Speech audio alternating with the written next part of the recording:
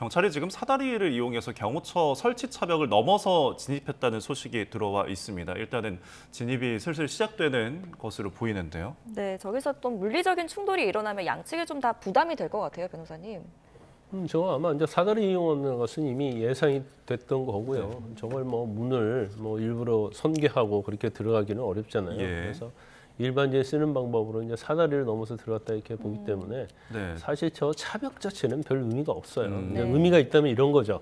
차벽이 설치되어 있으면 경찰 차량이 많은 수의 경찰을 데리고 저걸 뚫고 들어갈 수 없죠. 그러니까 결과적으로 개별적으로 동원된 인원이 개별적으로 차벽을 뚫고 들어가야 하는 그런 상황이 생긴 거기 때문에 지금 보시는 사다리를 들고서 진입을 하고 반복인 것 같습니다. 차벽이 있으면은 사다리를 펼쳐서 넘어가고 그 사다리를 또 회수해서 또 다음 차벽에 또 활용을 하고 그래서 지금 형사 기동대들이 넘어간 상황입니다. 차벽을 일단 넘어서 지금 계속 올라가고 있는 상황 저희가 주시하고 있습니다. 계속 말씀해 주시죠. 그럼 이제 진행 속도는 좀 늦을 수밖에 없죠. 그래서 차벽을 아예 제거를 해버리면 이제 경찰 차량이 버스에 인원을 싣고 바로 들어갈 수 있잖아요. 근데 이제 저런 식으로 하면 진행은 좀 늦을 수 있다 이렇게 볼 수밖에 없어요. 이제 뭐 진입을 했네요, 경찰들이. 진입을 했습니다. 뭐 앞서서 저런 차벽들이 있으면 뭐 크레인이나 중장비를 이용해서도 뭐 철거를 할 수 있다라고 밝히긴 했는데. 근데 저기가 굉장히 어려울 거예요. 이제 버스를 차벽을 이동시키려고 하면 이제 중장비가 뭐 우리가 레카라고 얘기하잖아요. 크레인 뭐 근데 그게 큰 차가 들어가야 하거든요. 근데 그 진입부터 하기가 쉽지 않을 거고 일단 들어가도 이게 차벽으로 막고 나면 협소해요. 그러면 이걸 손괴하지 않고는 들어갈 수 없는데 더구나 이제 방향이 또 차벽이 어떻게 설치느냐가 중요하거든요. 그렇기 때문에 아마 경찰서 저 부분까지 다 검토를 했을 거예요. 그래서 견인 차량 가지고 저걸 어떻게 할 수 있는 입장은 아니다 이렇게 보고 뭐 경우에 따라서 이럴 수 있죠. 일단 사다리 타고 넘어가고 그 다음에 저 차량을 들어가서 이제 뭐 당연히 시동을 걸 수 있겠죠. 뭐 전문가 불러서 하면 그 다음에 저 차량을 이동해서 그 다음에 이제 경찰을 대량으로 투입하는 이제 그런 경우는 있을 수 있겠습니다. 지금 저 버스가 들어가는 걸 보니까 지금 공수처와 경찰 체포팀이 이제 1차 저지선을 통과했다는 속보가 들어왔고요.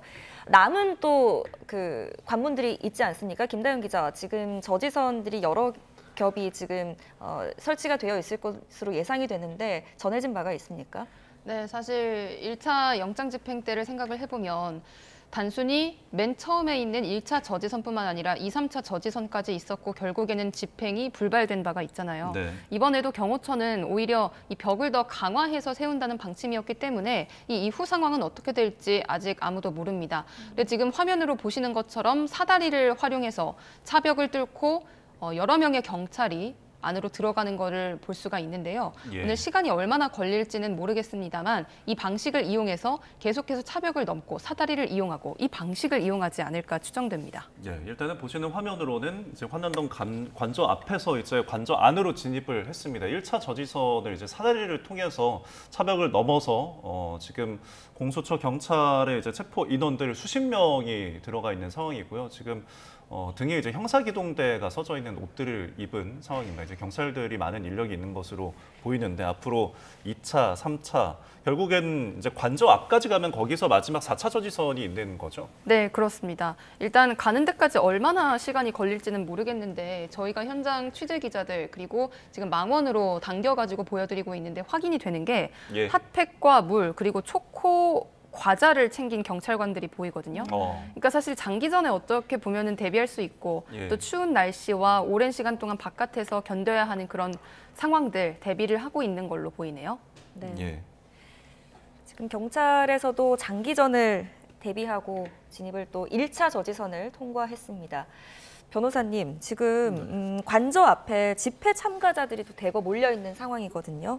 격렬한 충돌 가능성도 배제할 수 없는 상황인데 불상사가 발생한다면 양측에 좀 부담이 많이 되겠죠? 근데 이제 관저 앞에는요, 이제 형사기동대가 집계를 하고 있기 때문에 제가 볼 때는 한 뭐 3,000명 이상 있을 겁니다. 그래서 저 일단 차벽을 설치했어요. 그래서 차벽을 설치게 되면 사실 이동 경로가 굉장히 좁아지는 거고 또 통제할 수 있는 범위 내에 들어가 있다 볼 수 있어요.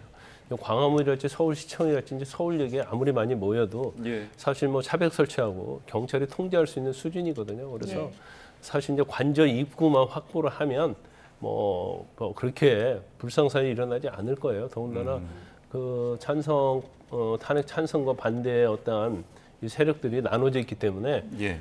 그 세력 간의 충돌은 뭐 제가 볼 때는 뭐 그렇게 일어날 가능성이 별로 없다 이렇게 보고요. 예. 일단 뭐 내부로 진입을 한 다음에 다시 거기서 집결할 겁니다. 네. 그냥 뭐 개별적으로 가는 게 아니고 예. 그러면 저게 아마 광역수사단 측에서 온 사람들이 이제 그 자기들끼리 예. 딱딱 그 집결을 할 거예요. 네. 그래서 네. 거기에 이제 지시에 의해서 들어갈 거고 아마 역할 분담이 상당히 돼 있을 겁니다. 예.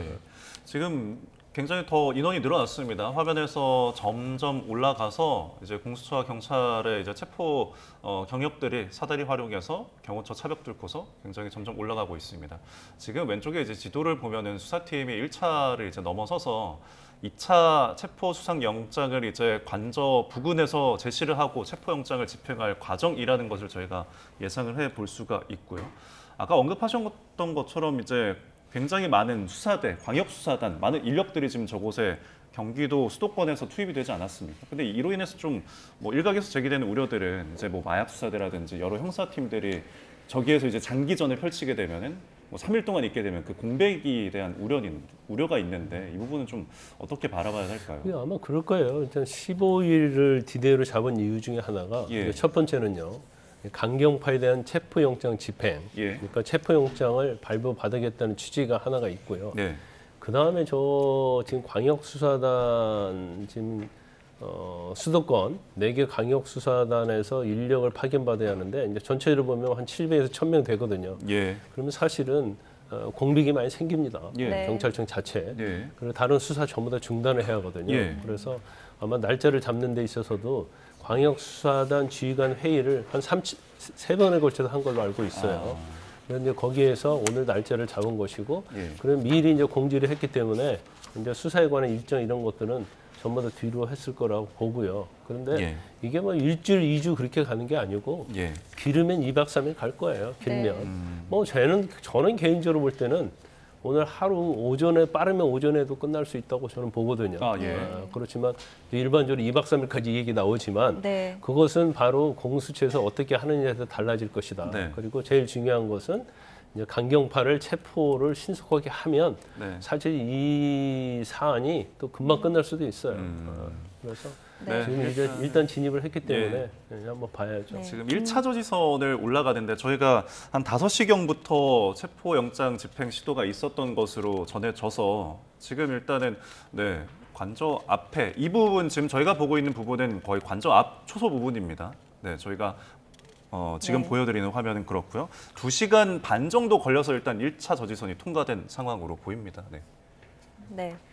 김다영 기자한테 좀 질문을 하겠습니다. 지금 정문으로 1차 저지선이 뚫렸고 경찰 대거 인력이 진입하는 모습을 저희가 영상으로 확인할 수가 있었습니다. 아마도 예상하기로건데 매봉산 뒷길로 이동했던 체포조는 또 따로 인력이 배치가 된 것 같고요. 지금 이제 저렇게 저 길로 올라가면 다음 단계는 어떤 길을 향해서 어떻게 이동을 하게 됩니까? 일단 1차 저지선을 넘었기 때문에 이후에 있는 2차 저지선, 이게 좀 중턱에 있는 걸로 보이는데요. 네. 2차 저지선을 먼저 지나가야겠죠. 예. 이게 저희가 지금 상황에서는 바로 할 수는 없지만 1차 때 상황을 좀 비교해서 보면 당시에는 소형 전술 차량, 그다음에 대형 SUV 차량이 주차가 되어 있었고 사람들이 여러 명 팔짱을 껴서 이른바 인간 바리케이드가 쳐 있었는데 네. 이번에도 비슷한 상황이 되지 않을까 싶습니다. 2차 저지선에서도 그러면 대치 상황이 또다시 발생할 네. 가능성이 높은 거죠? 네, 이런 와중에 또 이제 공수처 소식 조금 전해드리겠습니다. 일단 그 공수처 그러니까 지난 1차 영장 집행 당시에는 이 비상계엄 공수처 TF 팀장이었던 이대환 부장검사가 이 현장을 지휘를 했었는데요. 예. 이번에는 차정현 사건 주임 검사가 현장을 지휘를 한다고 하고요. 그래서 현장에 나와 있다고 합니다. 네. 그리고 오동훈 공수처장도 오늘 조금 전에 출근을 했는데 오늘 영장 집행할 거냐, 또 오늘 플랜 B 그러니까 좀 다른 계획이 있는지 등을 묻는 취재진에게 아무런 대답을 하지 않았다고 합니다. 그럼 예. 좀 해석하기로 근데 오늘 일단 좀 높은 확률로 체포영장 집행하겠다라는 의지로 또 해석을 할 수가 있을까요? 맞습니다. 사실 국회에서도 좀 대외적으로 이 의지를 드러냈지 않습니까? 예. 이번이 마지막이라는 각오로 영장 집행에 임하겠다. 그렇기 때문에 어쩌면 조직의 명운을 걸고 임하는 그 수장의 입장에서는 그런 의지를 또 드러냈다고 봐야겠습니다. 네. 네. 지금 뭐 매봉산으로 이제 투트랙처럼 매봉산으로도 올라간 그 인력이 있는데 그 부분에 대해서는 지금 혹시 들어온 소식이 있나요?